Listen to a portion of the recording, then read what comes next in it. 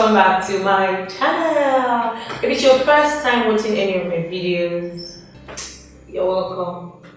But yes, so today I'm going to be having a little heart-to-heart session.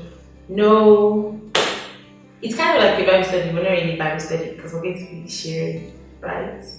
Okay, so today I'm going to be talking about feelings, like emotions, right?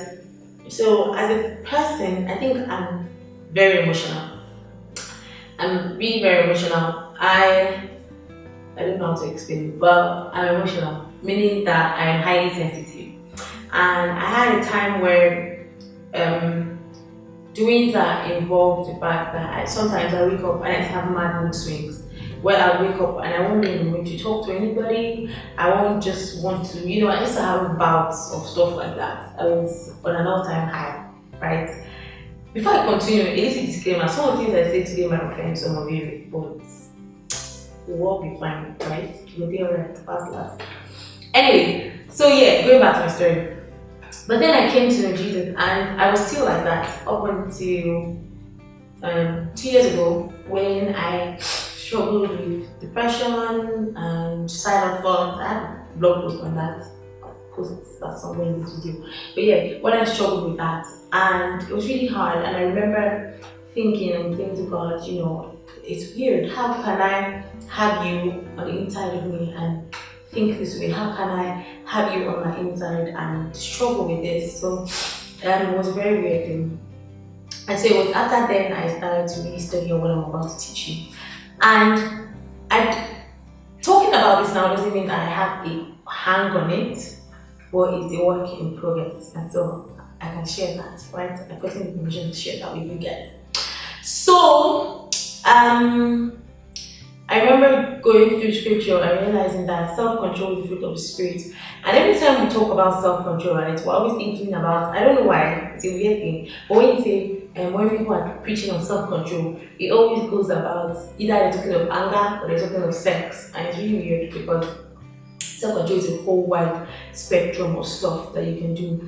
Philippians 2:13 says that it's he who works in us both to will and to do. And what this expressly means is that he is working in us, like he's engineering our desires. So the Holy Spirit can actually work on your desires so much so that your desire becomes for things that please him, right? So not just to do things that please him, but also to desire them. So now I'm not just praying because it pleases him, but because there's a desire on my inside to do this, right?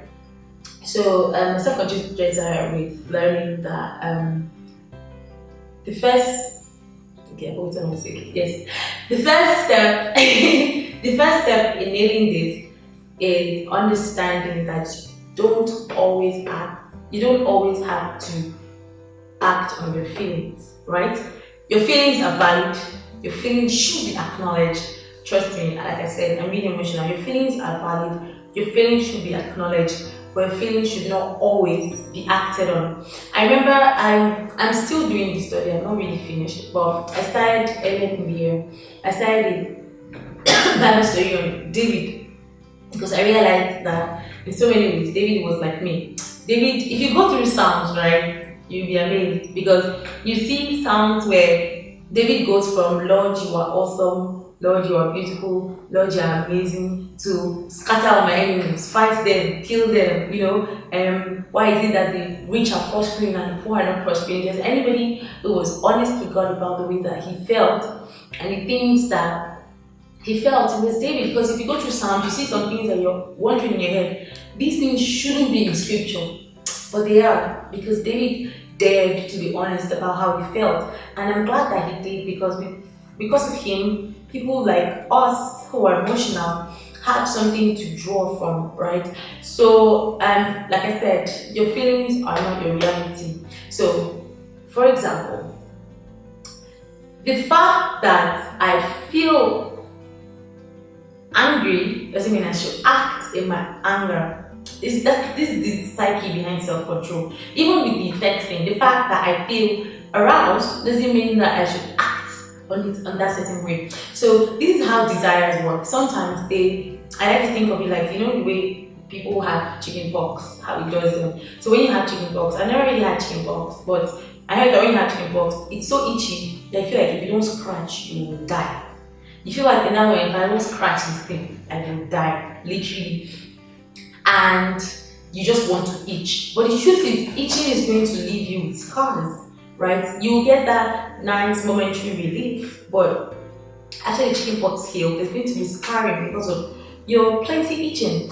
And if you've had chicken pox before, you will know that even though you feel like you're going to die if you don't itch, if you don't itch, you actually don't die, right? Spoiler alert, you don't die. So that's how it is with our desires, where sometimes they choke you and sometimes they come to you, and in the heat of that moment, it feels like, see, if I don't do this, I'm gonna die, right? Give me small job so I die. But if you don't have that in that moment, nothing will really happen if you actually wait through it. So that brings me to cravings, right? So that's what I really want to talk about, because I have the worst cravings. I can crave for Africa, but okay, yeah. So I can crave for Africa. I can crave, I don't know, chat. I can crave for Africa. I don't know that. But lately, very very recently, the people started talking to me about that. In fact, somebody first told me about, this is your craving study, very later. But then, yes, the host started to talk to me about how you don't always have to have what you crave. And it was weird and it was extreme, but it's like I said, I'm still going through it. And I had to practice at some point through fasting. Some days I said I was not going to eat before 12. And it was hard, but we made it, right? I mean, I'm here sharing this video.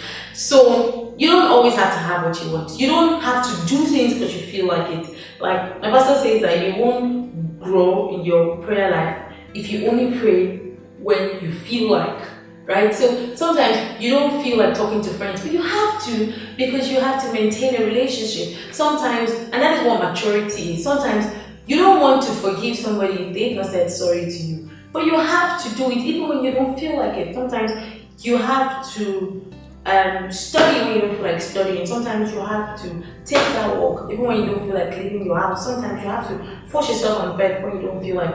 When you learn to do things, say sorry even when you don't want to. When you learn to do things even when you don't feel it, you realize that that's where growth comes in. On the other hand, when you learn that not everything you feel is the truth, you release yourself from a lot of pressure, right? And that's all I wanted to say today. So, learning not to do things just because you feel them, and learning to do things even when you don't feel like.